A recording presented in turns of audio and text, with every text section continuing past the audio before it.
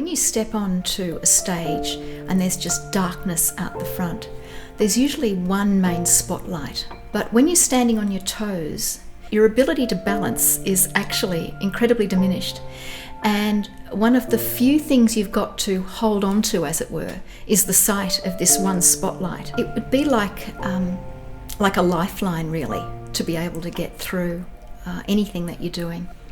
When I became a Christian, when I was 35, I heard that Jesus is known as the light of the world, that he's the one who came and is with us now to give us stability, to give us great assurance, to be our rock, if you like. And so when I became a Christian, I was taken quite quickly in my memories back to this picture of when I was dancing, and I'd walk onto a stage and I'd have nothing to hold on to but this spotlight out the front, especially when you feel like the waves of life are buffeting you and the earth's moving, everything's unstable, because maybe there's some trouble around in your life, and it's so necessary to just keep your eyes on Jesus. And so I often think back to that light. I'll be taken back to a time of stepping onto stage and looking at that light and kind of clinging to it for dear life, really.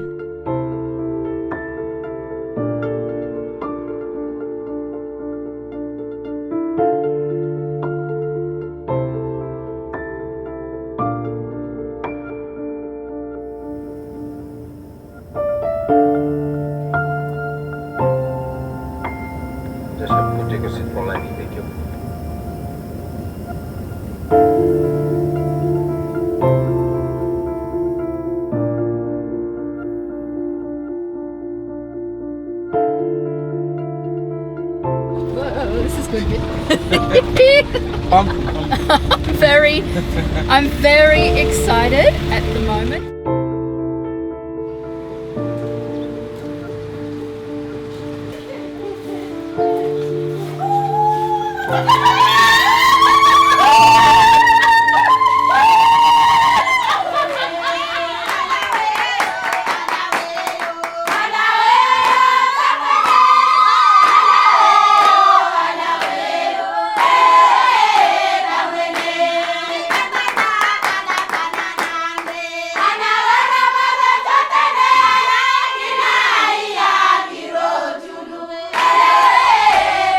So Iris Arts is a jewellery making project for 100 women who've been rescued.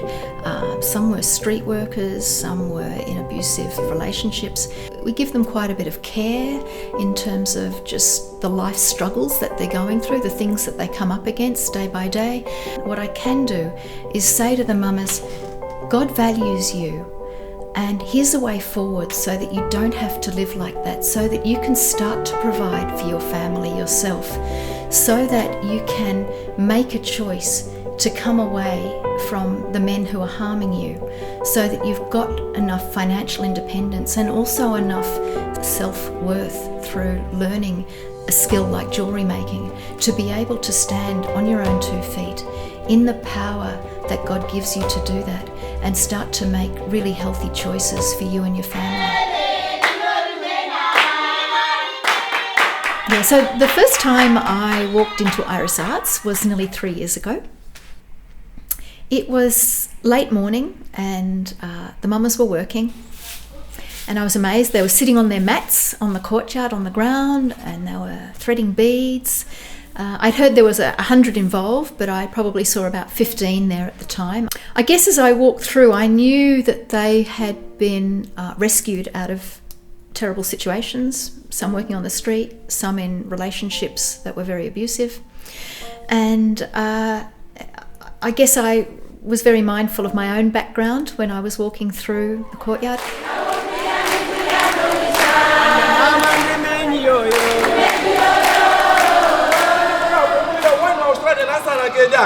So I prayed and I trusted and I trusted and I prayed. Então ela orou, confiou e orou.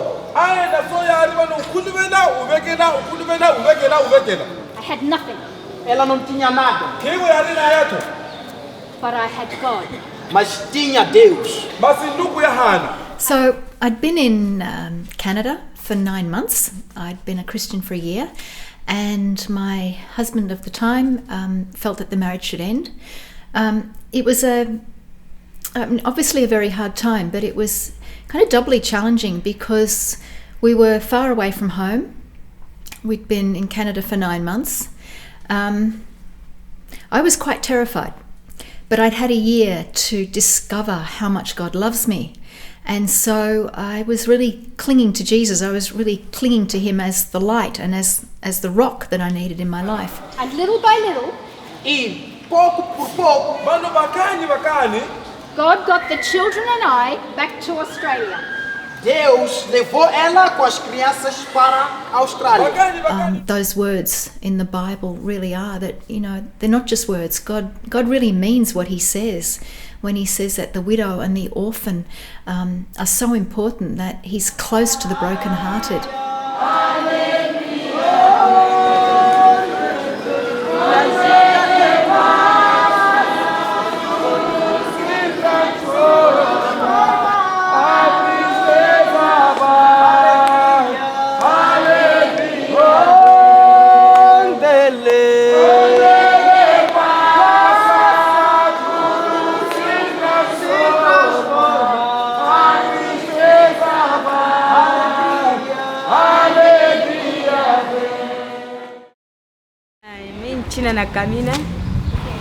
I met Amina last year.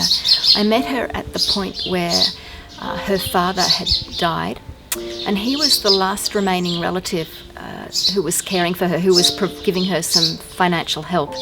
She was obviously very, very upset. And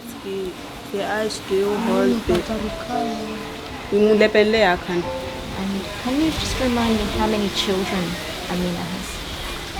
Criança. 3. 2 sisters. And all the sisters. She told me her story that she looks after 9 people basically. She has a younger sister who has a few children, and Amina herself has 3 children. And so altogether they're a group of 9 people that she then found herself responsible for as a 30-year-old. But Amina came to me yesterday and she was quite distressed again. And it turns out that a week ago she had become homeless. So that means the 9 of them had become homeless. She's barely got enough money for food at the moment, but she certainly can't afford rent as well. And rent would be 1,000 mets a month. That's about 20 Australian or about $14 US a month. And there's no way she can afford that kind of money. And so as the story unfolded, we found that Amina was sleeping outside the home of someone else with her 3 children. That's the best that she could find at the moment. So we asked if we could see the house. We went to visit yesterday afternoon. So we're just going into the neighbouring village. It's called Noviani. She's sleeping just on a piece of fabric on the ground outside at night. That's the whole family. So we're going to have a look at the situation. And we'll look at getting her a bed at least. And just going to be really praying about a housing solution for this family.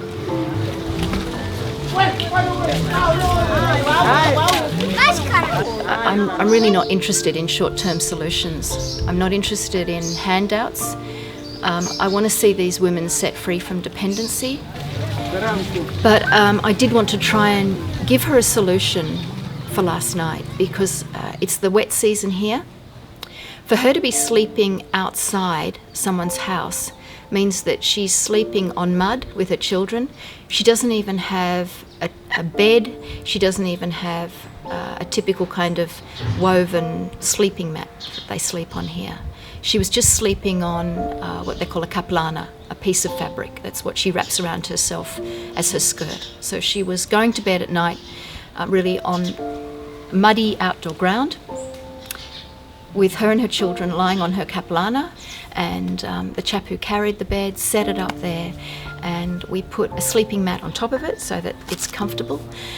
And that meant that last night she and her children were at least off the mud, but I know that this is just the beginning of the story, and that God's going to do a lot more. He's going to rescue her. I know He's got a good plan for her.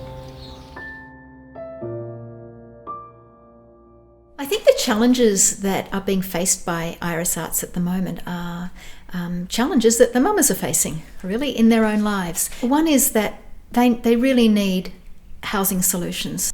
At the moment, they're in houses that are really, really unsuitable and unsafe. Coming through everywhere. Yes.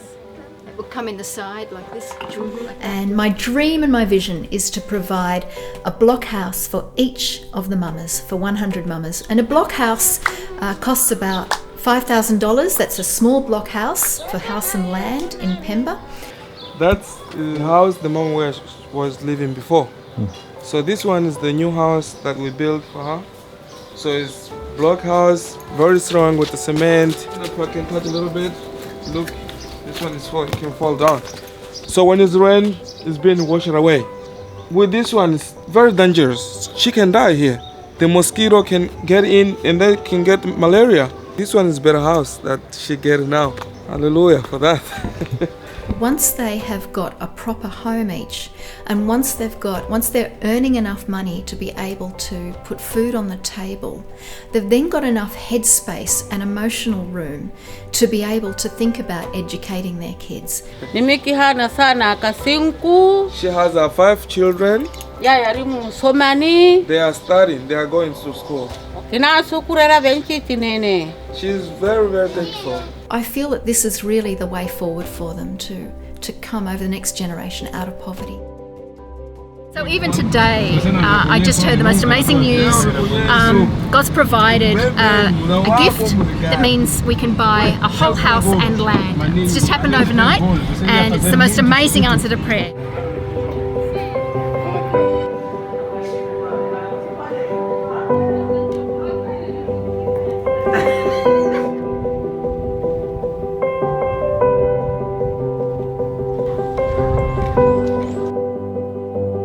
It's 6 in the morning and God's provided in amazing ways for a house for one of our mamas. Her name is Amina and it's incredible. The house was purchased for her yesterday and she doesn't know that a house has been purchased for her. It will be owned by Iris, but she'll be allowed to live in it.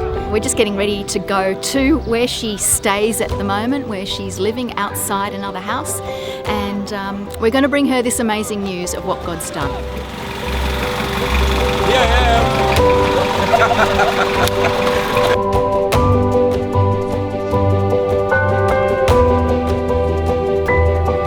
Right now I'm incredibly excited. I can't believe how special it is to be part of what God's doing right here on the ground.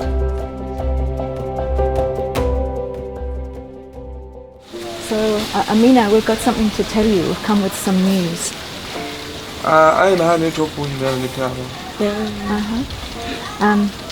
God has provided something which I believe is for you.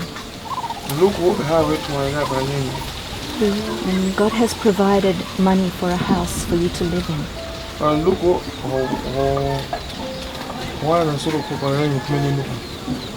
Oh, shukr.